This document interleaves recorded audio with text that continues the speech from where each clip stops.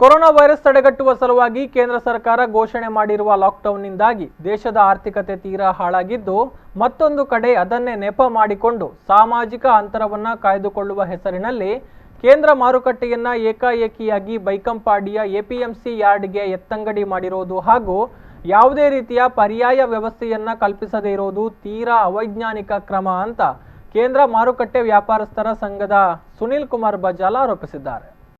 ಅವರು ಮಂಗಳೂರಿನಲ್ಲಿ ಸುದ್ದಿಗೋಷ್ಠಿ ನಡೆಸಿ ಮಾತನಾಡಿ, ಕೇಂದ್ರ ಮಾರುಕಟ್ಟೆ ಕಳೆದ ಹಲವು ದಶಕಗಳಿಂದ ಮಂಗಳೂರು ನಗರದ ಹೃದಯ ಭಾಗದಲ್ಲಿರುವ 2 ಕಟ್ಟಡಗಳಲ್ಲಿ ಕಾರ್ಯಾಚರಿಸುತ್ತಿತ್ತು. ದಿನವೊಂದಕ್ಕೆ ಕೋಟ್ಯಾಂತರ ರೂಪಾಯಿ ವ್ಯವಹಾರ ನಡೆಸುವ ಸ್ಥಳವಾಗಿದೆ. ಅದನ್ನೀಗ ಏಕಾಏಕಿ ಸ್ಥಳಾಂತರಿಸಿದ್ದಾರೆ.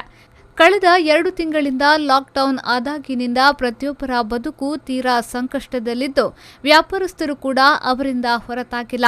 ಸಂದಿಗ್ಧ ಪರಿಸ್ಥಿತಿಯಲ್ಲಿ 598 ವ್ಯಾಪಾರಸ್ಥರನ್ನೊಳಗೊಂಡ ಕೇಂದ್ರ ಮಾರುಕಟ್ಟೆಯನ್ನ ಕೊರೋನಾದ ಹೆಸರಿನಲ್ಲಿ ಈಗ ನವೀಕರಣದ ನೆಪದಲ್ಲಿ ಪರ್ಯಾಯ ವ್ಯವಸ್ಥೆ ಮಾಡದೆ ಯಾವುದೇ ಮೂಲಭೂತ ಸೌಕರ್ಯಗಳನ್ನು ಒದಗಿಸದೆ ಬೀದಿಪಾಲು ಮಾಡಿರುವುದು ಸರಿಯಲ್ಲ ಎಂದರು.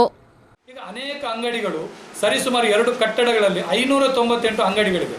ಇವತ್ತು ಏನಾಗಿದೆ ಅಂತ ಹೇಳಿದರೆ, ಇಂಥ ಒಂದು ಪ್ರಮುಖವಾದಂಥ ಒಂದು ಸ್ಥಳ, ಹೌದು, ಕೊರೋನಾದ ಎಫೆಕ್ಟ್ ಇವತ್ತು ಜಾಗತಿಕ ಮಟ್ಟದಲ್ಲಿ ಇವತ್ತು ಎಲ್ಲರೂ ಅದನ್ನು ಅನುಭವಿಸ್ತಿದ್ದಾರೆ. ಬಹಳ ಆರ್ಥಿಕ ಬಿಕ್ಕಟ್ಟು ಎಲ್ಲ ನಾವು ಕಾಣ್ತಾ ಇದ್ದೇವೆ.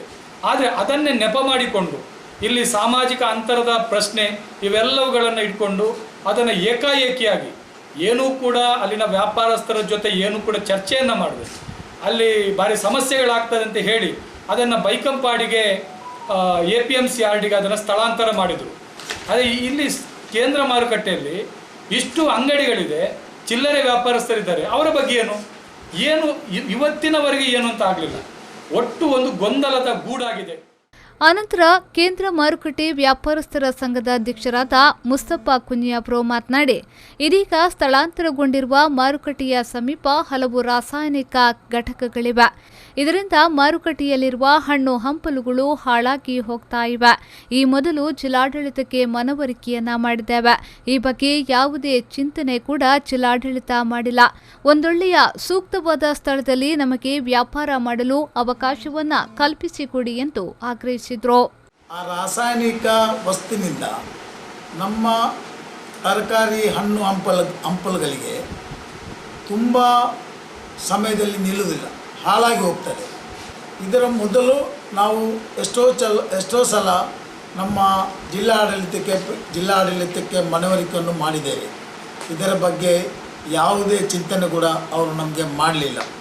ದಯಮಾಡಿ ನಮಗೆ ಜಿಲ್ಲಾಡಳಿತವು ಪರ್ಯಾಯ ಒಂದು ವ್ಯವಸ್ಥೆಯನ್ನು ಮಾಡಿ ಅತಿ ಶೀಘ್ರದಲ್ಲಿ ನಮ್ಮನ್ನು ಎಲ್ಲಿಯಾದರೂ ಮಂಗಳೂರಲ್ಲಿ ಒಂದು ಒಳ್ಳೆಯ ಒಂದು ಸೂಕ್ತವಾದ ವಾತಾವರಣ ಇರುವಂಥ ಸ್ಥಳದಲ್ಲಿ ನಮಗೆ ವ್ಯಾಪಾರ ಮಾಡಲಿಕ್ಕೆ ಮಾಡಿಕೊಡಬೇಕಂತೇಳಿ ನಾವು ಕೇಳಿಕೊಳ್ಳುತ್ತಿದ್ದೇವೆ. ಈ ಸಂದರ್ಭ ಸುದ್ದಿಗೋಷ್ಠಿಯಲ್ಲಿ ಕೇಂದ್ರ ಮಾರುಕಟ್ಟೆ ವ್ಯಾಪಾರಸ್ಥರ ಸಂಘದ ಪ್ರಧಾನ ಕಾರ್ಯದರ್ಶಿ ಜನಾರ್ದನ್ ಸಾಲ್ಯನ್, ಅನಿಲ್ ಕುಮಾರ್, ಎಜಿ ಶೇಖರ್, ಗ್ರೇಸಿ ಫರ್ನಾಂಡಿಸ್, ಗಣೇಶ್ ಉಪಸ್ಥಿತರಿದ್ದರು. ಶರಸಾಲ್ಯನ್, V4 News 24/7 ಮಂಗಳೂರು.